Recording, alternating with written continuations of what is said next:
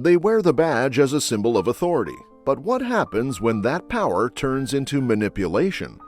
From using their status to intimidate and deceive, to exploiting their position to take advantage, these moments reveal a troubling abuse of trust. When officers cross the line, their charm becomes a weapon, leaving suspects vulnerable and powerless. Here are 4 unsettling instances where officers took advantage of suspects, crossing the line from protectors to predators. Let's start with a case where a cop's friendly facade masked a ruthless agenda, leading to a betrayal of justice. On April 17, 2023, in the city of Tulsa, Oklahoma, a seemingly routine patrol turned into something way too disturbing. Officer D'Angelo Reyes, who was a 5-year veteran of the Tulsa Police Department, was on duty searching for a murder suspect. Instead, he approached a woman walking her dog near a local motel. Okay. I mean, I heard some noise that direction, but I didn't see Okay. anybody. Oh, do you live around here? Yeah, I stay at the motel. Oh, which one? The studio. Oh, okay. It started off innocently enough, with Reyes asking a few casual questions. "Do you live around here?" Reyes inquired. The woman, unaware of what was coming, responded that she stayed at the studio motel nearby. So far, it seemed like a normal conversation between a cop and a civilian, but then it took a troubling turn. What's your name? My name? I'm Eric. Nice to meet you. You're sexy. Is that unprofessional of me? I don't know. I'm sorry, but like, I mean, I'm just like, damn. Reyes gave the woman a fake name, introducing himself as Eric, which immediately raised red flags. What followed was an inappropriate comment that no professional should ever make, especially not a police officer. "You are sexy." Clearly crossing the line, the officer then asked her where he could find her later that evening. This was no longer a normal conversation. It was heading into disturbing territory, and the power dynamics of the situation were becoming obvious. You just chilling tonight? I mean, probably. Okay. If I'm wandering around, where should I wander? Probably somewhere around the Studio Star. At the Studio Star. Okay. "Where should I wander if I'm looking for you?" Reyes asked, pressing the issue. The woman, trying to brush it off, answered, "Probably somewhere around the studio." Reyes, encouraged by her response, pushed further. People call me Red. Red. You got a room? Okay. It's me and my dog Felony. Oh, really? Okay. He then boldly asked her if she had a room at the motel. When she said she lived there with just her dog, Reyes continued his advances, unbothered by the fact that he was on duty, wearing a badge, and supposed to be upholding the law, not breaking it. Then, the body camera footage cuts off. What happened next, as revealed by investigators, would lead to Reyes' downfall. According to the victim, Reyes called her later that night, and the conversation took an even darker turn. He asked her outright if she was a prostitute.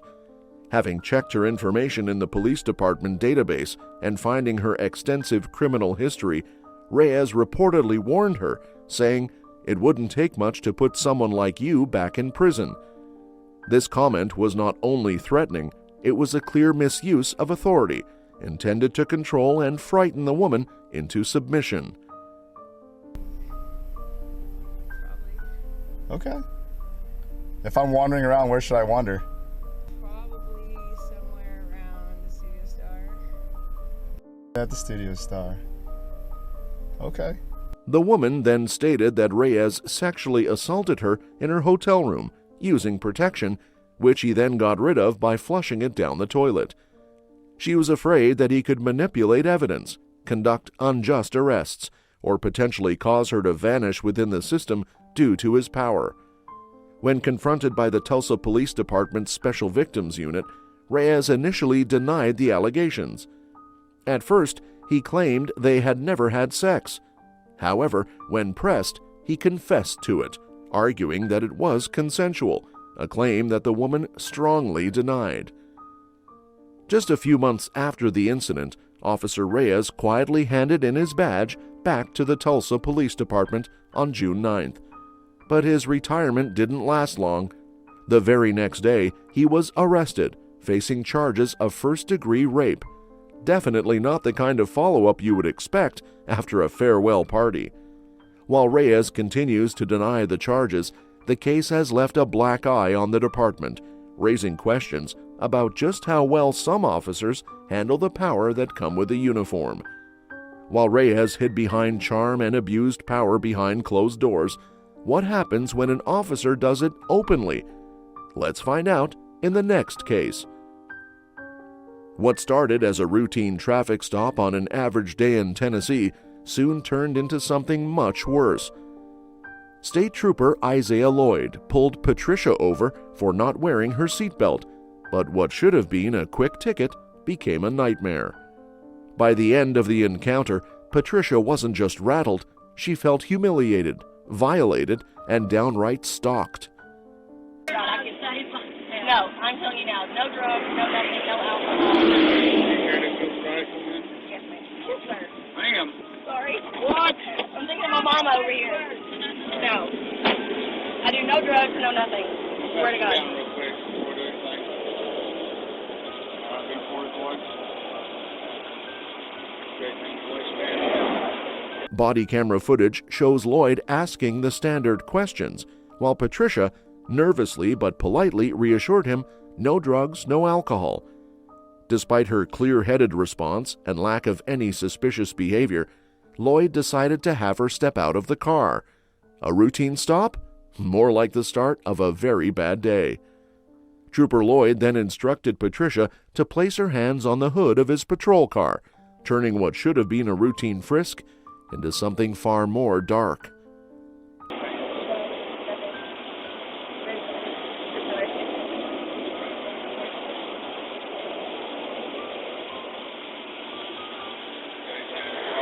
Instead of conducting a standard search for illegal items, Lloyd's hands wandered to places they had no business being.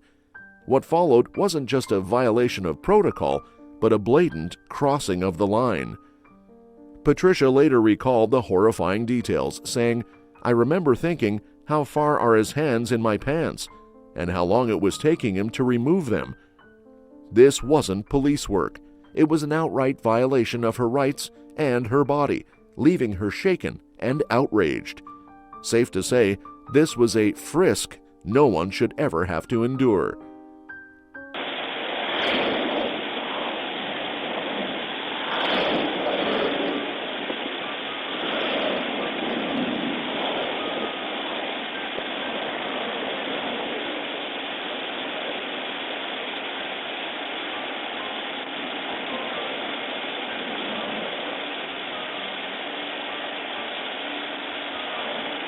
After the humiliating search, Trooper Lloyd decided to up the ante by administering a field sobriety test, even though Patricia showed zero signs of impairment.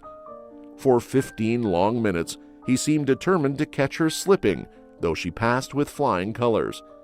No. The only thing I take is, and that's at night, I take, what's the name of it? To help me sleep. No, I took that quarter. God, what is the name of it? Yes. I mean, it's not something that I take every day, but I normally have to take it every other night, but I don't take any kind of narcotic or anything else. I can't sleep. It is? I told them specifically I wanted nothing narcotic. Well, I took that for, I think, not even a month, and I thought it didn't work for me.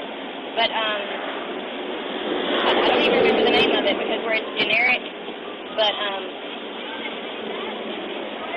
Stand like that. If it is so, what you do, you have to take it over. I want to tell you what you got to do. You take 9 steps, just play line, like so. 1, 2, 3. Put it to 9 steps, you left it on the ground. Take it to 9 steps, and let it down. Take 9 steps, push back, and back. 1, 2, 3, 4, see you back 9 times. Keep your arms down by your side, down loud, look yourself, okay? Keep it. 9 steps, on your left, and just those steps back, right? Again. 1, 2, 3, 4, 5, 6, 7, 8, 9, 1, 2, 3, 4, 5, 6, 7, 8, 9. don't care if that's you, okay? What we're going to do next, you can put your toes together, arms down by your side, legs one foot, I don't care what force, you can be 6 inches, up around like so, arms down, both legs straight, you can stretch your toes and count out loud like so until I say stop. 2001, 2002, 2003, I was in the military. you can do it like that.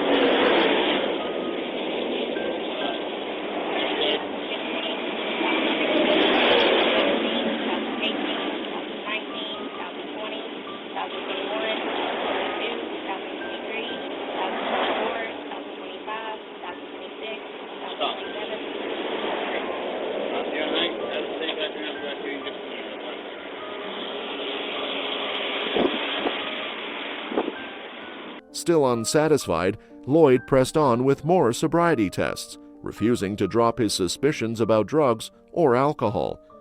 Patricia, growing more confused and scared by the minute, explained she only took prescribed sleep meds occasionally, but Lloyd acted like he hadn't heard a word. After what felt like a marathon, Patricia finally received a ticket, not for drugs, not for alcohol, but for her original seatbelt violation. Shaken but relieved, she figured this disturbing check was finally over, but Lloyd wasn't done with her just yet. 3 hours later, as Patricia headed home from work, there he was again. Same patrol car, same officer. This time, Lloyd made a dramatic U-turn and pulled her over, claiming her window tint was too dark. Patricia's heart sank. He proceeded to ask me if I was on drugs or alcohol. I told him no. I told him no drugs, no alcohol, nothing. And I was completely humiliated, being pulled out of a car for the first time, being touched the way I was touched, in the areas that I was touched.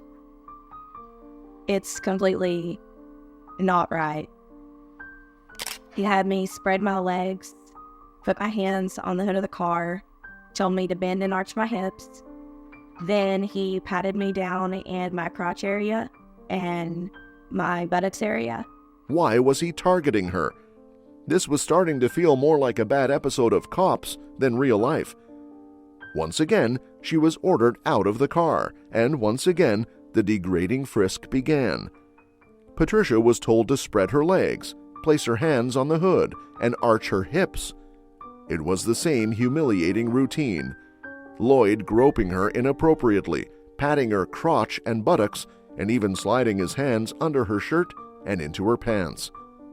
Patricia complied, but inside she was terrified.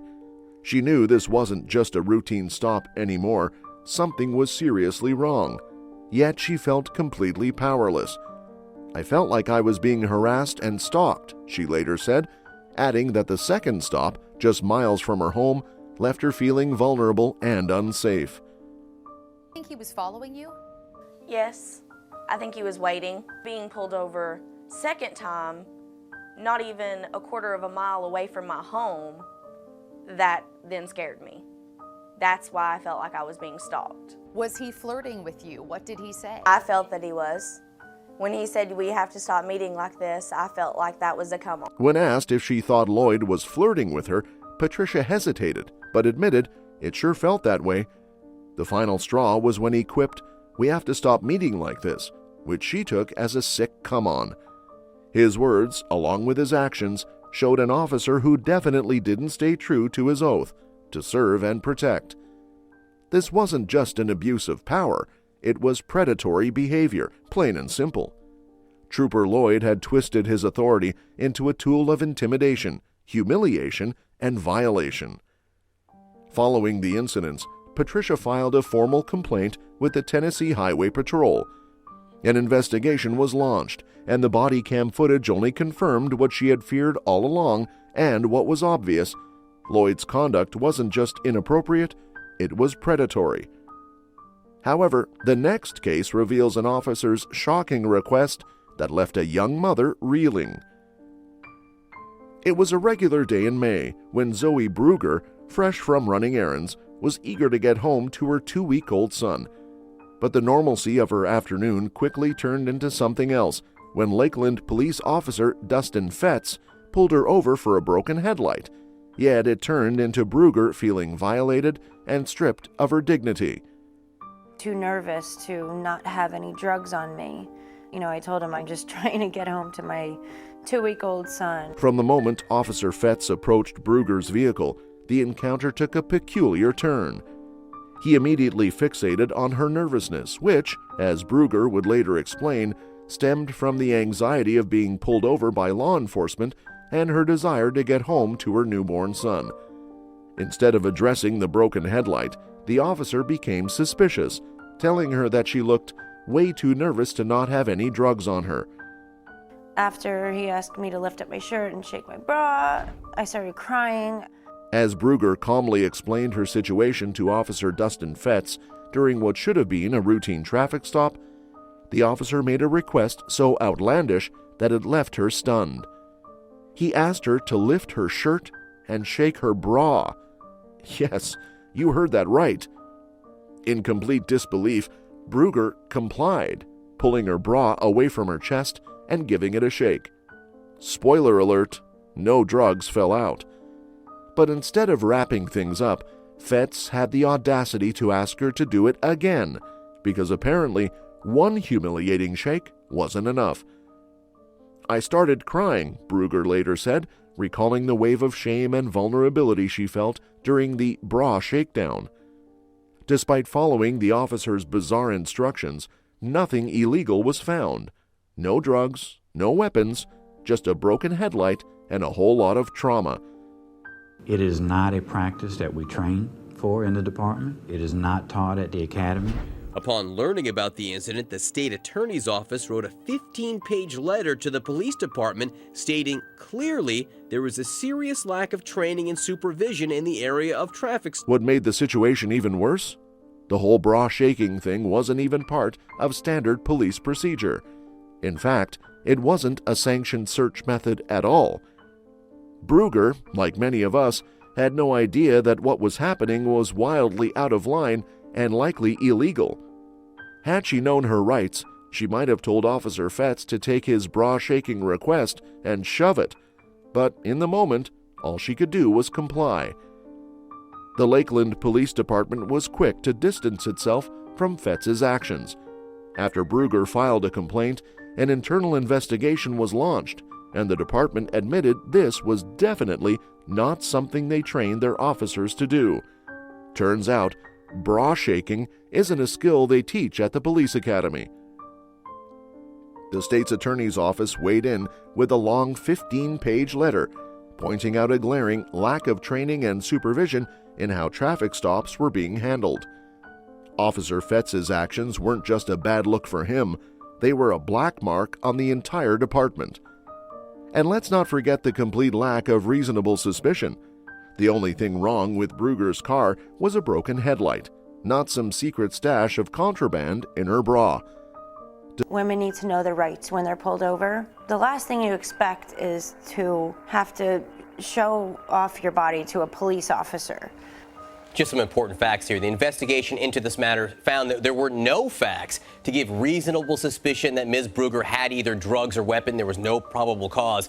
And the state's attorney's office also points out something interesting. If the officer did suspect she had a weapon or something, the bra shank would be dangerous. Shaking the bra would be dangerous for police because if she was hiding some kind of weapon inside the bra, it would give the perp a chance to reach for it. That's actually an excellent point. Well, it looks like now there are going to be changes in policy. Yeah, they won't be doing this again. Wow. John, thanks so much. Despite how serious the incident was, Officer Fetz faced surprisingly mild consequences, a 4-day administrative leave.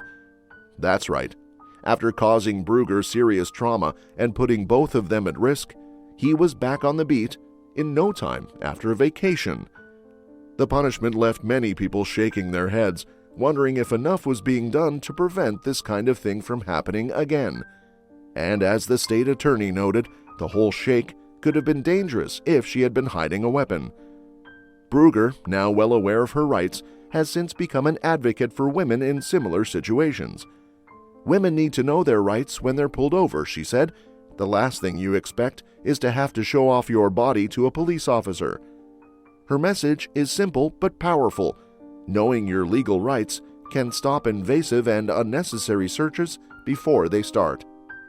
Following the investigation, the Lakeland Police Department is revisiting its policies on traffic stops and searches, with changes on the way to ensure officers follow proper procedures. The state attorney's office made it clear that Officer Fetz's behavior wasn't just wrong, it was a sign that better oversight is crucial to prevent future abuses of power. If you enjoy true crime content like this, make sure you are subscribed so you do not miss out on any upcoming videos.